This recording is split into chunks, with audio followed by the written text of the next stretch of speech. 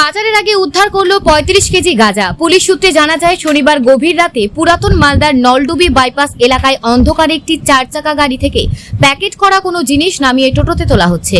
আর এই দৃশ্য ধরা পড়ে মালদা থানার টহলদারি পুলিশের চোখে। সঙ্গে সঙ্গে পুলিশ ধাওয়া করলে 4 চাকা গাড়িটি পালিয়ে যেতে সক্ষম হলেও ধরা পড়ে যায় টোটো সমেত 2 ব্যক্তি এবং 2 প্যাকেট গাঁজা, যার আনুমানিক মূল্য প্রায় 5 লক্ষ টাকা। জানা গেছে, ধৃত নির্মল হালদারের বাড়ি ইংলিশ বাজার শহরের ঝলঝলিয়া এলাকায় এবং অন্যজন হচ্ছে পশ্চিম বর্ধমানের রাহুল মণ্ডল। তাদের কাছ থেকে উদ্ধার হওয়া গাঁজা মালদা থানার পুলিশ বাজেয়াপ্ত করে। ধৃতদের আজ মালদা জেলা আদালতে তোলা হয়। ধৃত 2 ব্যক্তিকে 10 দিনের পুলিশি হেফাজতে চাওয়া হয়েছে এবং গাঁজাগুলো কোথায় পাচার করা হচ্ছিল তার তদন্তে নেমেছে মালদা থানার পুলিশ। আমি রাজমিস্ত্রি লেবার। আমি জানি না যে ব্যাতে ছিলাম এর সঙ্গে টোটোওয়ালার সঙ্গে ব্যাতে ছিলাম। আমার এই মালদা শ্বশুর বাড়ি। আমি ব্যবসা করি না। টোটোওয়ালার সঙ্গে ব্যাতে ছিলাম বলে ব্যাট চ আমি সেখানে এসেছি। জানি না বলতে পারবো না স্যার। বলতে পারবো না স্যার করতে আসছে।